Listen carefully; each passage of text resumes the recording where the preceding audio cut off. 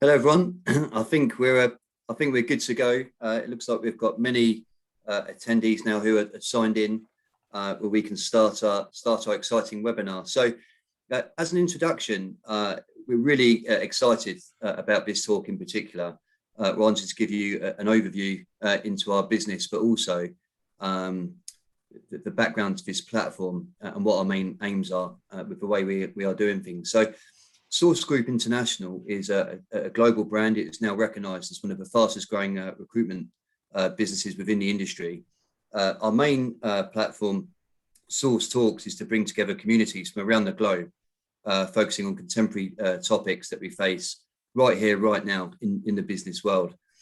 We are thankful, very thankful today for Robert Harskill to be discussing data lakes with a real insightful webinar where at the end we'll be hosting some Q&A based on what we've all learned today. I'll now hand over to our internal data expert, Sana, who will continue our introduction. Thank you. Welcome everyone. I personally like to introduce and thank our guest speaker, Robert Harskill. For those of you who don't know Robert yet, Robert was one of the first to be part of the rollout of Azure within EMEA at Microsoft, all the way back in 2011. He's now working full-time ever since as an architect and as a lead on Azure projects, now at Data Fellows, as well as provides Azure workshops training and webinars and workshops, as well as personal group class training as a Microsoft certified Azure training. So he has a wealth of experience to share his lessons learned with us today. He'll first take you through a presentation, and then afterwards we'll have a little Q&A session.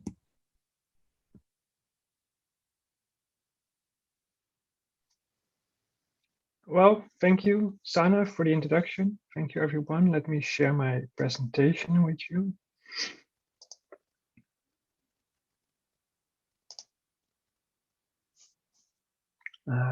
Yes, I hope everyone is able to see my screen. As Sana mentioned, Robert Harskill, working in Data Fellows, a company we started a year ago, but we have a wealth of experience within in the organization on everything that's data related.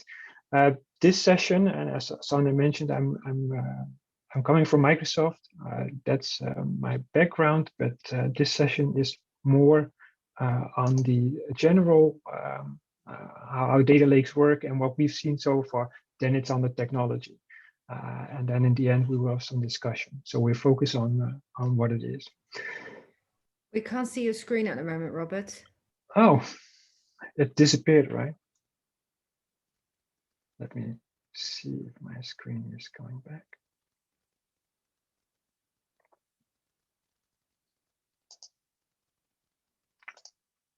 I've done so many workshops. I should think that I will be able to share my screen, right? Oh, yeah, okay. There we are. That's sorry.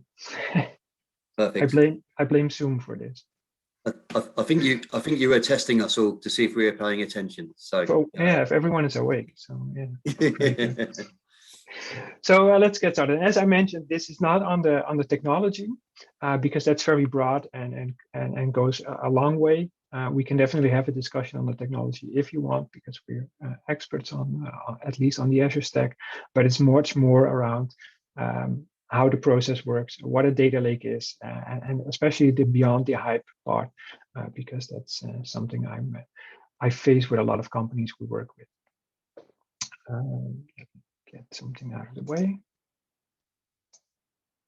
So, okay. So before we start, what is a data lake? What do we mean when we talk about a data lake? And maybe to one person it means this, to the other one it could be something totally different. Where it's coming from is that in today's world we are gathering much more data than we were ever before. There's IoT devices everywhere. There's all these controlled devices, and we can store a lot more data. Storage has become cheap, so we store whatever we want to store.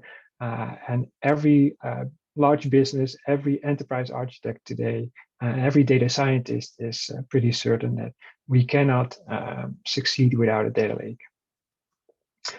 If we look at Wikipedia, what Wikipedia says that a data lake is. It says it's a repository of data stored in its natural format. And that's pretty much what everybody understands as well. So we store data. We don't care what the data is or where it's coming from, but because storage is so cheap, we are going to store it there. And maybe somewhere in the future, we might need it. And then it could be structured data that's coming from traditional relational databases or traditional data warehouse systems. But it could also be semi-structured data that we get a lot today, XML data that we get from financial systems or controllers that send XML data. We see a lot of JSON data when APIs are involved, but it could also be log files we get from our internal IT systems as well. And then eventually we have unstructured data that has absolutely no structure at all, emails, documents, videos, images, etc. And we might want to do something with that data as well, because technology advances and we don't want to miss out on the possibilities. And we've seen this in the last few years, where 10 years ago, you wouldn't imagine that you would be able to scan a photo and then the system would tell you what would be on the picture. But today this is possible, but you don't have the images from 10 years ago. So the general approach to a data lake is, okay, let's store it now. Storage is cheap, and eventually at some point we will see what we are going to do with it.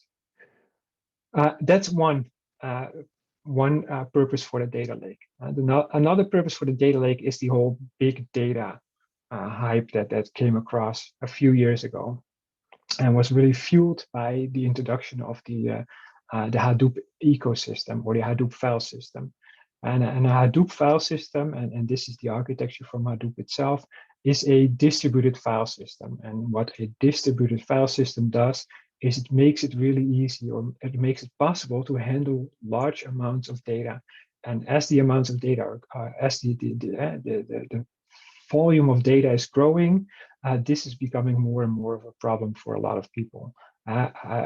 Maybe 10, 20 years ago, I worked in the SQL Server space, and then we had people said, I have a database that's 10 gigabytes, and then it became 100 gigabytes, and then became a terabyte. And now it's more common that we see people having petabytes of data. And I've seen systems internally at Microsoft where actually hundreds of terabytes of data a day are being handled as well. So much more data, it must be much more analysis must be done on the data, and the insights must come much quicker than they did ever before.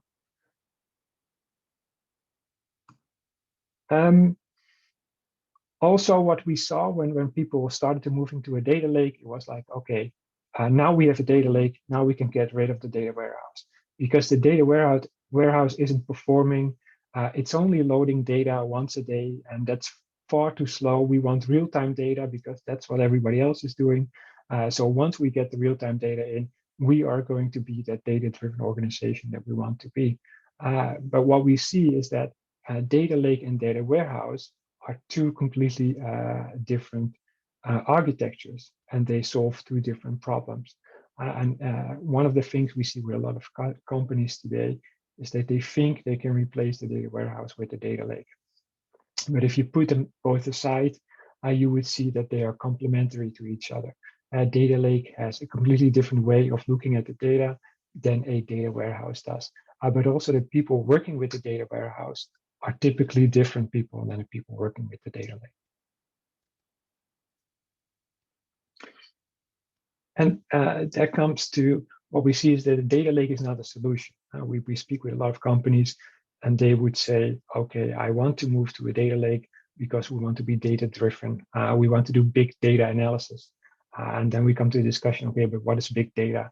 Is that 10 gigabytes of data? Is it 100 gigabytes of data? Is that a million rows? Is that a billion rows? Everybody has a different perception of what a huge amount of data is.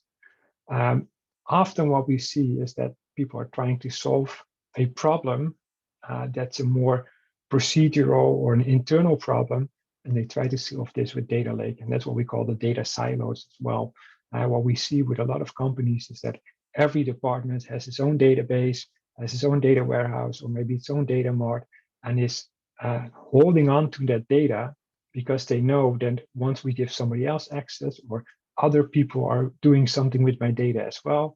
It's not performing anymore, it's not secure anymore, etc. And now a lot of organizations are looking, okay, we want the data lake, because the data lake will be our central repository with all the data, and then all our problems disappear like snow in the spring.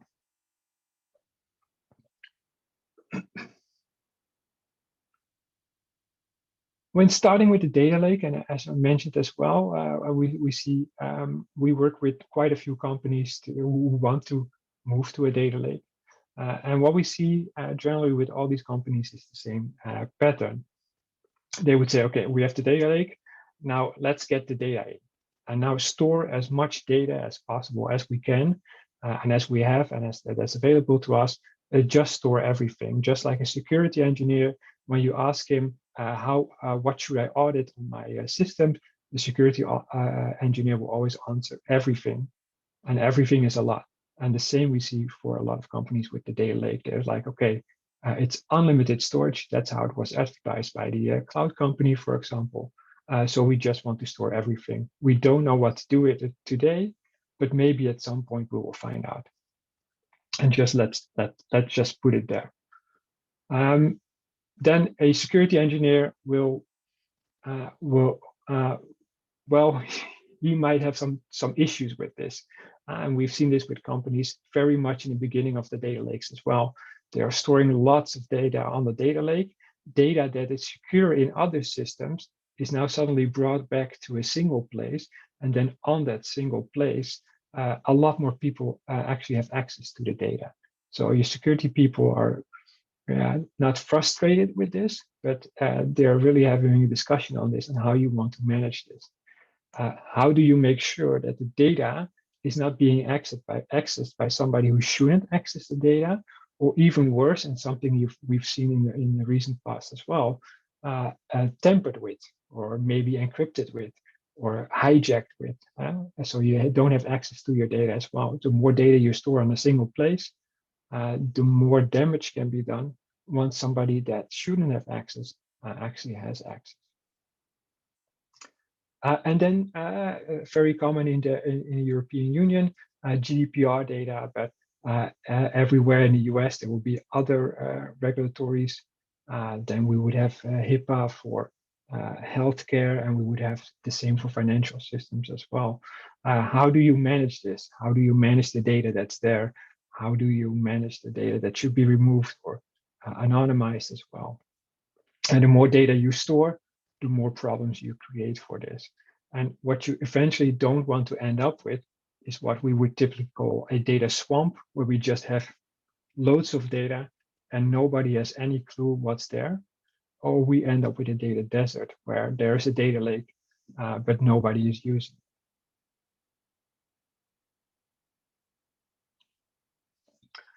Then to the more interesting part of this session, there's a lot of things that can go wrong. There's a lot of challenges along the way, but how do we make it into a success?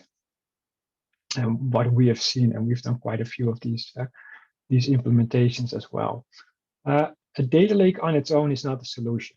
It's a part of the solution. It's bits and pieces that need to come together, and to make it succeed, you need to involve the business. Most projects we've worked on, transitioning to a data lake, it's most of the times driven by the IT organization.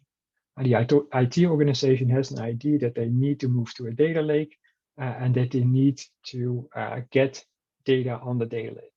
And sometimes there's a business user that says, okay, I want data on the data lake, but most of the times it's a data scientist or a data analyst that thinks that, okay, if I can get the data here, I can do something with it. I'm not sure what, but I think I can do something with it. And then you end up with a data lake with a lot of data that's there, where your business users might say, well, that's completely not useful for us, or it's in the wrong format, or it's loaded wrong, or we need other data as well. So often we see, once we get the business involved and try to show the business what the potential could be of the data lake, or how the data lake could incorporate in the entire data estate that's on for the organization, it becomes a much more success, but it also becomes much more that the business is taking ownership as well, and IT is only facilitating, and that's how it should be. IT facilitates the infrastructure, and the business users are actually the ones that are using the data lake to its full potential. Once you have said within your organization that the data lake is something you want to incorporate, there's a general approach on how to do this. And you will pretty much see this everywhere. If you go to Azure and say, how do I set up a data lake? Or if you go to AWS or Google Public Cloud, or even if you would do it on-prem in your own environment using technologies like Hadoop, the general idea is the same. We have data coming in from a variety of sources, and the sources could be external, but the sources could even be internal systems within your organization itself. And then you ingest the data, and the data eventually lands on the data lake in its raw, unchanged format, as raw as possible. The next step then is to make the data that's coming in raw and transform it into something that can be processed further along, that makes more sense to whatever system is connecting next. It could be a data warehouse that needs the data. It could be a real-time data analysis that needs the data. It could be a machine learning process that needs the data, but it needs it in a way that it's easily processed. And you can imagine that if you get a Twitter feed, you might get 1 million tweets a day, and you end up with 1 million single files in your data lake. Processing 1 million files will never scale. So what we do most commonly do there is that every hour, for example, we aggregate the 1 million files into a bigger but single file, which can easily be processed.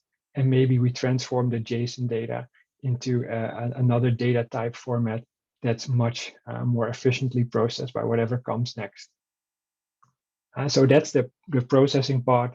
There's very common approaches there, like ETL or batch processing or streaming, what we would do there. Once that's done, the data is ready for consumption by the end users who are using dashboard or reporting systems. It could be other SQL like databases or data warehouses that need that data. It could be exports that are actually emailed to users of the data for insights, or it could be APIs that are exposed internally in the organization, or it could be APIs that are exposed to partner organizations. And then on top and on the bottom, we would have governance and security. And on the bottom, we would have management and monitoring and alerting on the entire process. And this is the general approach you would see with pretty much any cloud vendor that has data lake in their portfolio. Now, when you really look at, and I mentioned this before as well, data lake is more of a concept than its actual technology.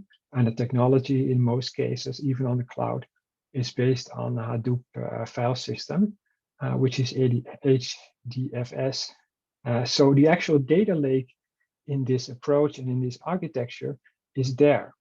That's where your data lake is. So you see that your data lake is never the solution. Your data lake is part of the solution, but the entire ecosystem is much more bigger than just data lake alone. So you won't start a project that says, okay, we want to move to a data lake. No, the project would be much bigger than that. The project would be, how do we advance to the next level, to the next data stage, how we make our entire data estate within our organization much more flexible to be able to become a data-driven organization, or to be able to handle much more and exchange data with third parties, with vendors, or even within our organization as well. Then once you've set the data lake, and when you say, okay, I'm going to introduce the data lake, I'm going to work with a data lake, one of the next steps that comes along is, how are we actually going to build up the data lake? So how does it look like? And the data lake itself, generally from most customers we see, we work with layers. And the data flows through these layers, similar to like water flows through a filtration system, from dirty water to drinkable clean water as well. And that's something we do with typically see with data lakes as well. We work with a landing area. That's where the data is coming in. So it's the source data. It's not changed. It's not modified.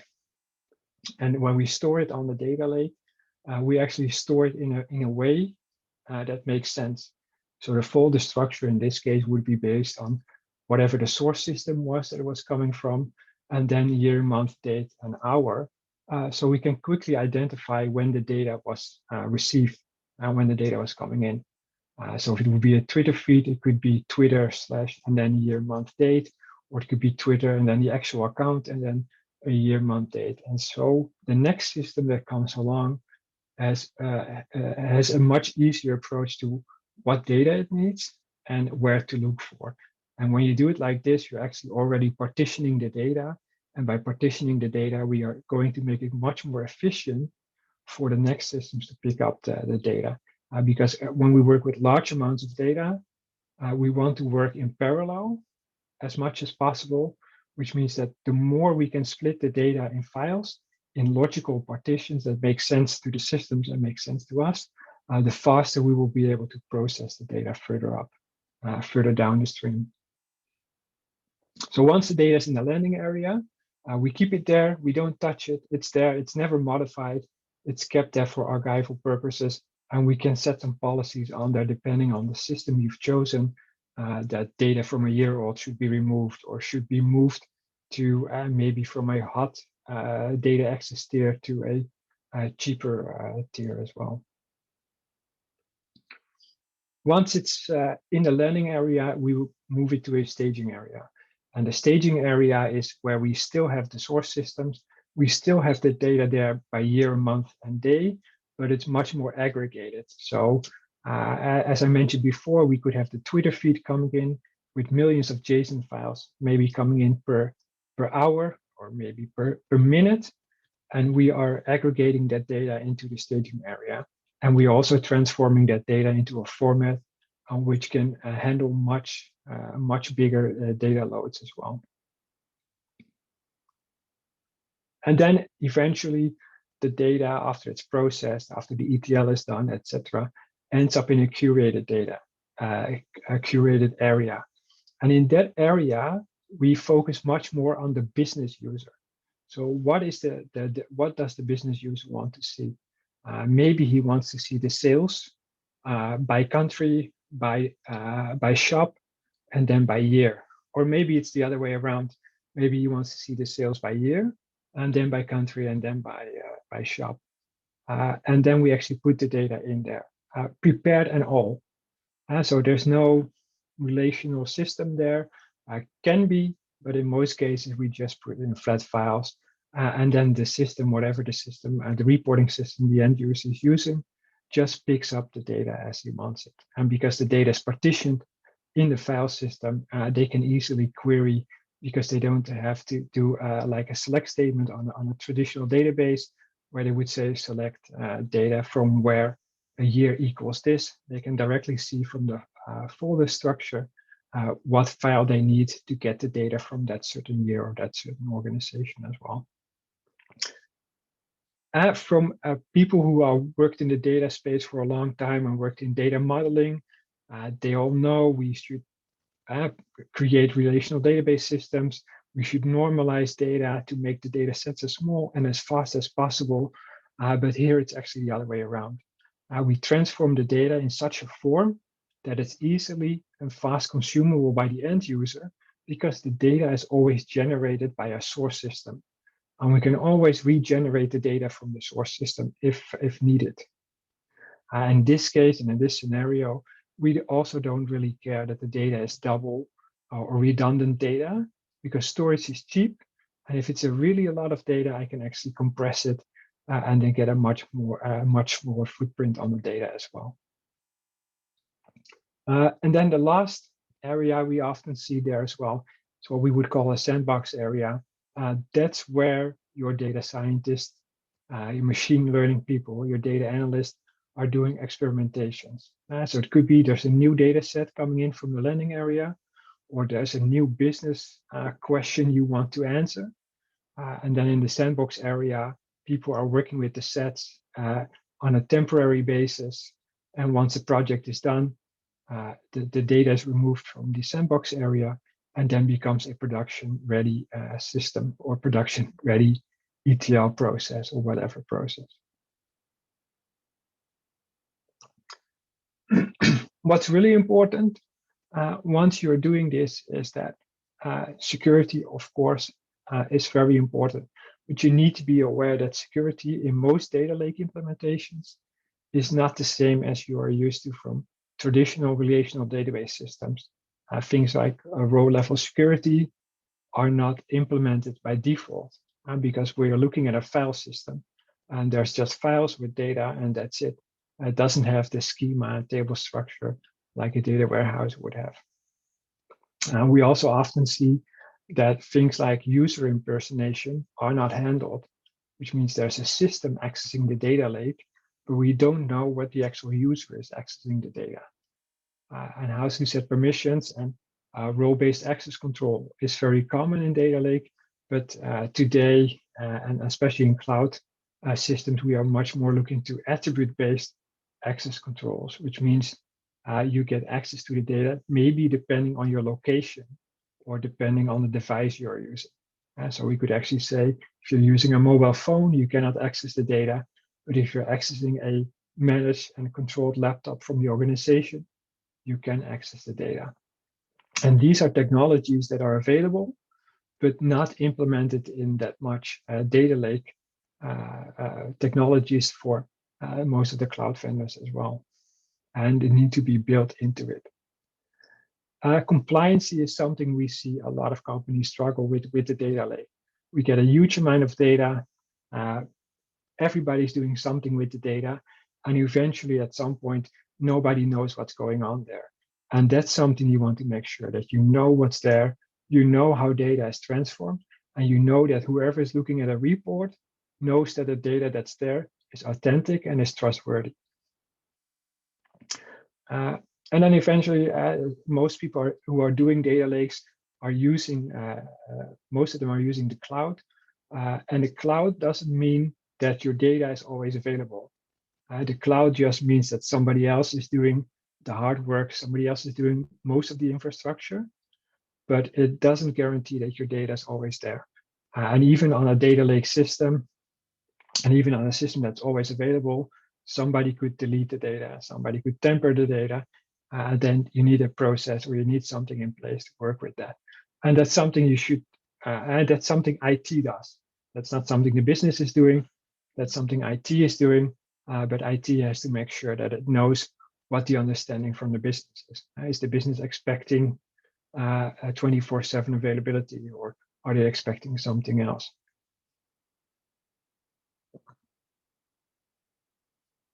So once you want to set up a data lake, what we believe you should be doing is that you should focus on these three concepts. So data movement from ingestion to refined data. So all the layers I've shown should be governed and should be controlled. So you should know, you should use something like a data catalog to know what data is going there. You know what the metadata should be, and you should be knowing what the data is coming from and what the end result looks like. When you're moving data through all these layers and through all these stages, it should be automated. There's tools out there that can automate the process, traditional ETL tools, ELT tools, etc. But it should be automated and repeatable as much as possible. Nobody, and we've seen this in a lot of companies happening today before they're moving to the data lake, should be getting data sets by email and then storing that email into a folder, and then the folder picks it up. And we've seen companies doing FTP calls to companies, to other organizations. And then when that person was on vacation, there's no data. That's not what you want. Everything should be automated and everything should be repeatable. And data must be consumed, of course, in a secure manner. We must make sure that only the people who should access the data are able to access the data. But we also want to make sure that the data is exposable to a lot of different and a lot of variety of tools. There's a lot of tools out there. So we want to make sure that as much tools that are possible are able to actually connect to the data. So in summary, before we go to the Q&A session, what we believe would be the road to success is make sure you're exposing as much of the data access as possible. You can say to your organization, okay, we are going to use data lake, and data lake is based on HDFS file system, and that's what you're going to use. But then the next business user probably will say, okay, but I'm used to using SQL Server or Oracle, and that's what I want to use. So you need to accommodate for that in the entire infrastructure you're building. And you want to expose APIs to external users as well. And maybe you want to reuse data in the data lake itself as well for other systems as well. Self-service is, well, we think it's essential. Eventually, you want to go to a state where the end user, when it wants data, or it knows how to ingest data, or knows where the data is coming from, they eventually would be able to, well, not build it themselves, but that would be really great if that would be possible, but be able to actually put the wheels in motion to get things going. People don't want to wait on IT to block them. If that's the case, you will get things like shadow IT, shadow data sources, etc. Because people will eventually get the data they want anyway. So you just want to make sure you are facilitating and you're not regulating. Security and governance should be top of mind. Data lineage, data auditing, and data logging is key there. And this is something we often see missed. And as I mentioned on one of a couple of slides back as well, data lake is part of the solution. There's no entire data lake solution that has all these things that we are showing here as well. So data lineage is something you should look at because it's important for most companies as well. You want to know what the source of your data is because you are making decisions based on whatever you're seeing on the screen. So you must be absolutely sure that you know where it's coming from. Data catalog is something we see as well as a really added benefit because it can help you as an organization identify what data is actually on the data lake or in your entire data estate. It can also help other departments within your organization to see, okay, the data is already there and I can consume it and maybe and what the data is meaning and what's in there. But also you can use a data catalog depending on what technology you're using to create data-driven transformations. So the ingestion could be metadata driven, which means there's less pieces to build and much more is built from a configuration point of view, which makes it much easier, repeatable, and also makes sure that we know what's happening there. Infrastructure as code, same thing there as the metadata part. We don't want to be clicking the data lake in, for example, the Azure portal. We don't want to do manual labor there. We want to make sure that everything is automated because that makes it, in that way, we know what the end result will be. And eventually, we think is the most important part is involve the business. At the end, you're building the data lake or you're building your entire data solution for your business. Your business users are the ones that are getting value out of the data. The IT organization is typically not the department that's getting value from the from the data lake. They just want, well, they don't want to build the next feature. They think it's cool, and I can understand that. Why that's cool and why it's fun to work with new technologies. But if it's not creating value for the business, it doesn't make sense to do it. So far from my presentation. So now I'll leave it up for Q&A. Well, thank you very much for this, Robert. We have a few questions in the Q&A already. Other people who have a question, feel free to type it in there. We will go through it. First question would be, what is the most, if a company is just at the start of their data lake venture, what is the #1 tip you would give them to look out for? At the start of the data lake venture is to get everyone involved and make sure that everybody knows what you're doing. I'm working on a project right now as well for a large financial institution, and we are building the data lake. And typically, as I mentioned, from an IT perspective, we're not involving the business.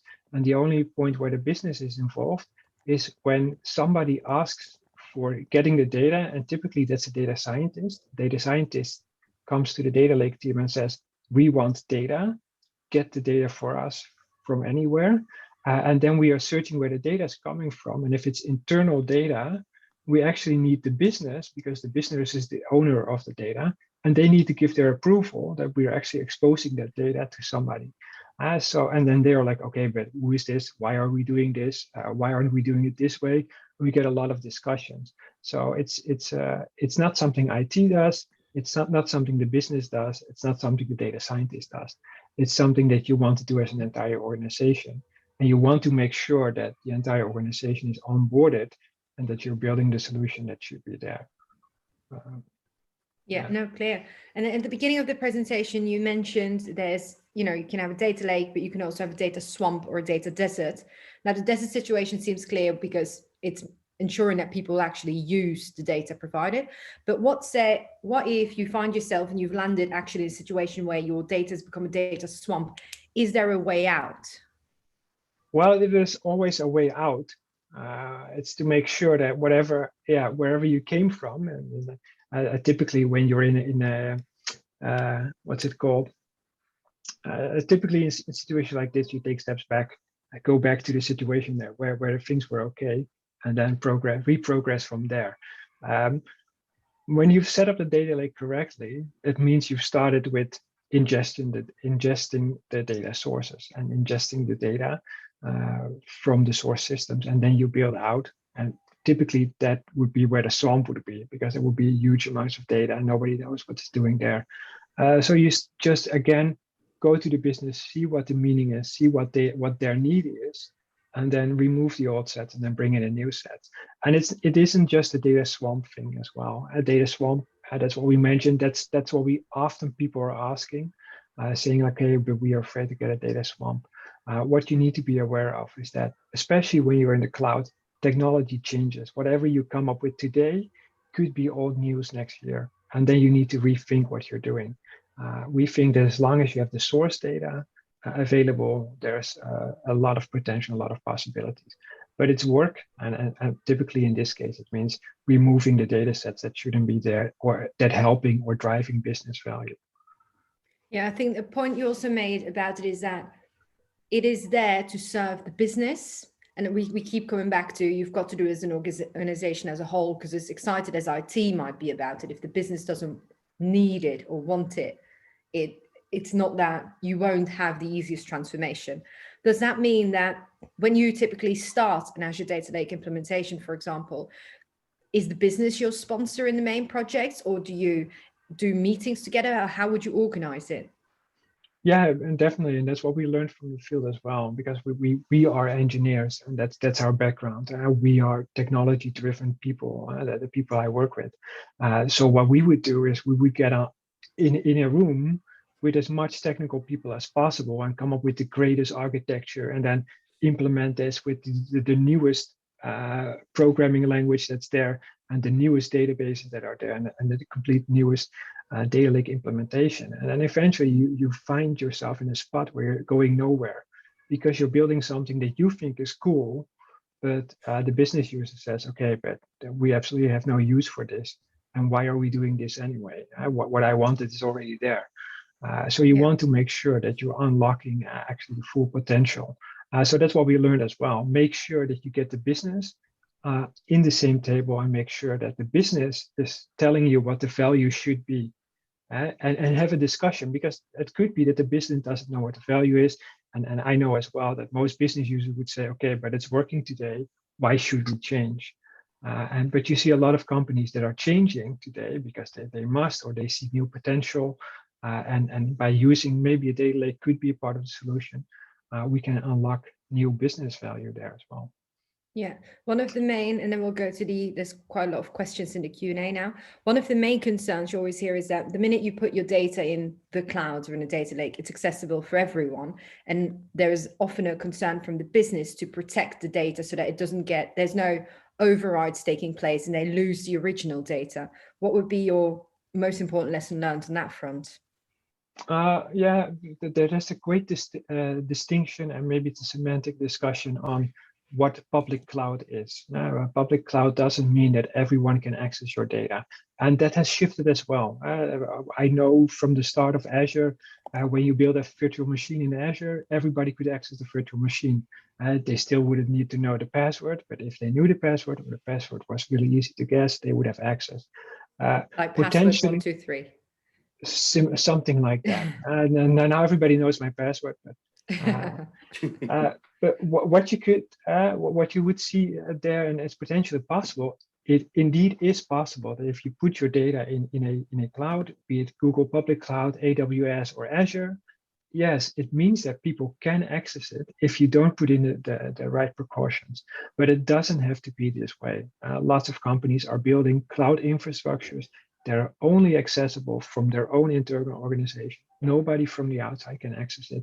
And then there's always the gut feeling that, okay, but I'm putting it in the cloud somewhere. Somebody must have access. Somebody from Microsoft, somebody from Google, somebody from AWS, somebody from IBM. They are doing something with my data. That's a matter of trust. I mean, it's their business. If they were actually looking at your data and doing something with that data, their business wouldn't last long, I think. No, very good point. One of the questions is, how do you ensure legacy data is being cleaned before being loaded into the data lake? Yeah, legacy depends on that. We are working with a project right now where we have 15 ERP systems that need to be digested and then end up in one big data warehouse. And these are all coming from takeovers, coming from business takeovers as well. And that's something that's very common. Legacy data, and let's see if I understand it correctly then. You need data cleansing tools, and that doesn't change. Where they were introduced years ago when people were doing SQL Server to data warehouses. The same goes for the data lake. You need data quality system tools, you need data stewards, you need data lineage, and you need data catalogs as well. And as I mentioned, the only thing data lake actually provides in the end is storage, is cheap storage, because it's and what we've seen from several cloud providers. Storing data into a data lake is cheaper than buying a disk at your local IT shop. But we shouldn't see it as a suddenly this fixes everything solution. No, definitely not. It's storage and it's part of a solution, but you need a lot of different technologies. And if you look at the Hadoop ecosystem, they actually have all these different pieces there as well. And there's a lot of other vendors that are providing parts of the puzzle there as well. But it's a huge framework. It's not just, okay, let's put in a data lake and we're done. Yeah, definitely not. And how can you, that's another question, is how can you enrich data in data lakes by adding an enterprise metadata repository tool to add a layer of business context around each field of the metadata?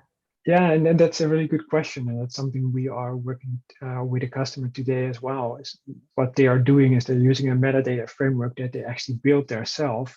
And we're incorporating that with the tooling we get from the cloud to enrich the data that's coming in. And they actually have different systems where data is coming from.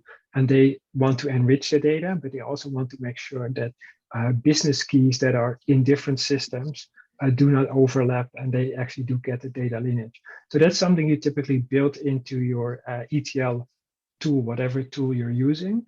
And you want to make sure that whatever data catalog you are using has the potential to actually be queried, because that's what you need. It doesn't make sense if I put data into a system, into a data catalog system or a metadata system, but I cannot access it from my ETL tools. That's a necessity. So when you're buying a data catalog framework or you're looking for a potential solution, you want to make sure that the data that's in there is accessible from your transformation workloads.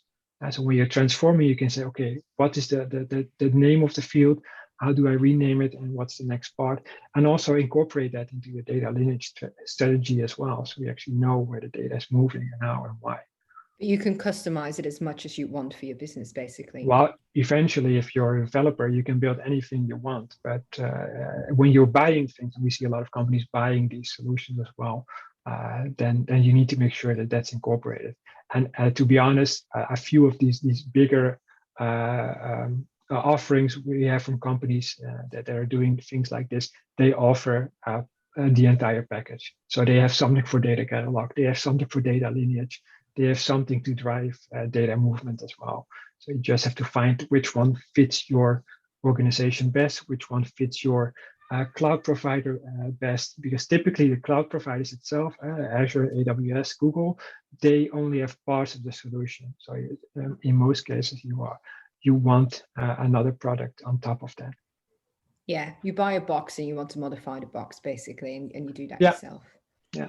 Clear. Because someone in the chat's also saying that a lot of people associate, it's quite a good comment, saying a data lake with raw, non-curated, non-governed data, whereas we are now talking about a data lake that has curated, transformed, cleansed, governed data in it. Yeah. And yeah.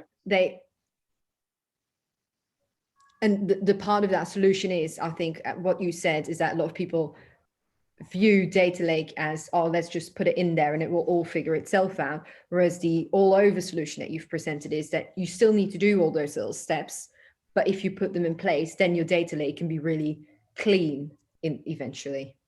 Yeah, eventually, but you can unlock new potential as well. It isn't just the cheap storage that's there, but what we've seen from companies as well is that they typically put the data into the data lake and then move it to like a relational database system, or move it to a data warehouse as something like Synapse or something like Azure SQL Database. Azure SQL Database and Synapse are two different solutions, and they have two different approaches to how what they want to do with the data. What we much more see today is that if the business knows what they need from the data, so they the example I showed is, okay, we need the sales per month, per department or per country. Why not store the data there? Because the data is static anyway. The data doesn't change. Your sales number don't change over the years. They could change because we get some later sales, but we reprocess the data. So it doesn't make sense to put this in a completely normalized to the third form relational database system and then query it there. Because we just want that data set, and putting that data set there for read purposes has proven in a lot of situations to be much faster, much more reliable, and much more to eventually what the business would want. It doesn't mean you should get rid of all your SQL databases, because they still fit a purpose and they're still usable in a lot of scenarios. But what we've seen with a lot of customers is by approaching it like this, we unlock a lot more features than we would have with a SQL database. And that brings us, I guess, also to the real-time data, which is a very hot topic. Someone's asking that there's obviously process constraints like FICO loan eligibility status updates is one of them, which would typically happen once a day as a batch process. So how do you handle those type of batch processes if a company wants to do real-time data-driven digital marketing, for example? Yeah, so if you want to do real-time data-driven scenarios, and that often it doesn't incorporate with data lake, because data lake is storage. So a real-time, but it would be part of your entire data solution. So real-time data analysis would be get the data in from whatever real-time system we have, and depending on that system, we can do something with the streaming data coming in. Kafka Streams have something. Event Hubs combined with Streaming Analytics have the possibility to query the incoming streaming data, or we just wanted to have it there so other people can consume the data in a real-time fashion as well. And then eventually from a Lambda architecture, we can combine real-time data coming in with data that's static, and actually do analysis on the static data combined with the real-time data as well. So it's not something typically has to do with a data lake, but it's definitely something that has to do with your entire data estate. But the same applies there as well. And we've seen companies as well where they want real-time data, but if you're getting real-time data and then storing it into your data lake, then it doesn't then you're not making real use of it. Yeah, I understand. Someone's asking what your opinion is on data lake mesh architecture. Well, that's something very new to me, so I wouldn't have an opinion on that. But I would love to elaborate more on that, and I love to learn the new things. I haven't heard the term before, so Okay, there we sorry. go. No, that's fine. And then one more. What is the trend around ingesting offline CRM data to SaaS platforms? Let's see if I understand the question correctly. Yeah, for reporting and do analysis on that. That's something we do see, but not much. But we do see a lot of companies that say, okay, we have. So we worked with a company that had they had one company that's doing the ticket sales, and they have another company that's doing the payment processing, and they have another company that's doing the actual CRM system as well. And what we typically would see is, and what we recommend as well, and what I've built 10, 20 years, 30 years ago, is that eventually you as a business want to have a holistic view on whatever you are selling, whatever is being paid, and whatever orders is there. So it's great that you can maybe connect your CRM system to your payment provider. But what if you get a new payment provider next week, or what if you get a new CRM system next year? So you definitely want to create a data model that's fit for your organization. So from inside your organization, you want to say, okay, this is how I want to store financial data. This is how I want to store orders data. This is how I want to store other data, and then use the data lake to get that data in from the systems. And that could be CRM system one today, but it could be a completely different system tomorrow. And that's actually something we're doing with a company right now. They have ERP systems, and we're ingesting them right now. But eventually they will transition to one single ERP system by using the data we are accumulating right now from all these systems into one big data warehouse. And eventually we will feed the new system from the data warehouse. So yeah, that's definitely something you can do there. And then we have a question on what your opinion is on storing the data in a data lake, just once or in multiple data stores. Yeah, definitely there as well. And I've had a lot of companies have a discussion on this as well. What is a data lake? Is it just the Hadoop file system? And to me, the data lake is the concept. Is you want to store the data in the most efficient way as possible. So when I'm just ingesting raw data and I want to store the data in its native format, that's data lake, because it's cheap and it can handle the load. Maybe at some point I'm using Parquet files, but at another point, especially more in the curated form, it maybe makes more sense to store it in a SQL database, or store it in a Synapse environment, or the DynamoDB in AWS, and then use that. You shouldn't limit yourself to a single technology. And then it comes back to what we constantly mentioned in slides as well, is talk with the business. Eventually, they are the ones that need to access the data. And of course, from a technology perspective, you could say, okay, this is data lake, this is great, and this is what you should be using. But then the end user would say, no, I'm not going to use that. I'm just going to use this. This works for me as well. And then it's great. And then you've lost the battle because you built something that's not being used. And that's always a waste of money. So definitely there's not one approach, and you should use all of these technologies and use them.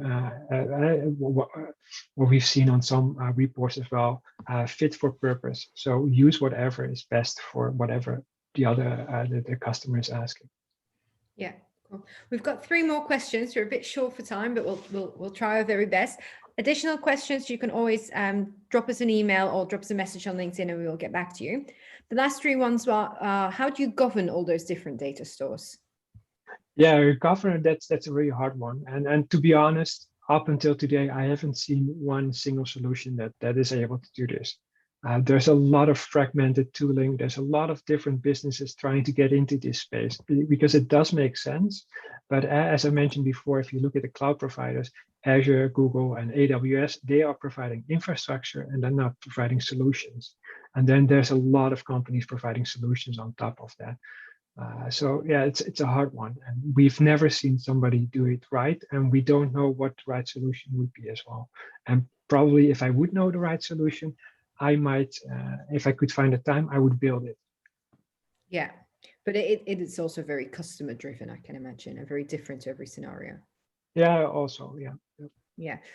With Delta Lake concept getting more traction, will a data lake concept transform into just a raw data storage, or what's your view on the future of data lakes? Yeah, and actually, we just recently had a talk. I recently had a talk with people from Databricks, which are incorporating the Delta Lake concept as well.